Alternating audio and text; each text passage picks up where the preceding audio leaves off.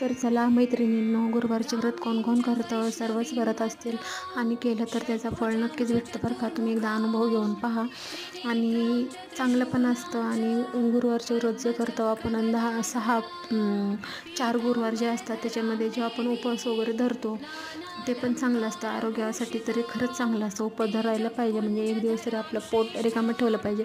जसे आपण भांडी काय म्हणतात आठवड्यातून एकदा घासून धुवून वगैरे उन्हाला वाळायला घालतो, मग ते स्वच्छ होतात की नाही. जर का त्याच्यामध्ये कंटिन्यू पाणी भरून ठेवलं तर काय होतं, शेवाळं चढतं. त्याचप्रकारे जर का आपण पोट हे आठवड्यातून एकदा जरी रिकामं ठेवलं ना, तरी खरंच आपल्या शरीरातले जे घाण असते ना ते निघून जाते टोटल. त्याच्यामुळं उपवास हे करायलाच पाहिजे आणि मनाला पण शांती भेटते. दुसरे भलते चालते विचार येत नाही. जरा एक दिवस देवाच्या पण ध्यानामध्ये राहिलं पाहिजे नाही का. आणि चांगलं असतं राहिलेलं, हे जुने लोक पण सांगायचे. आणि तुम्ही केलं असेल व्रत तर मला नक्कीच सांगा. Tata, bye bye.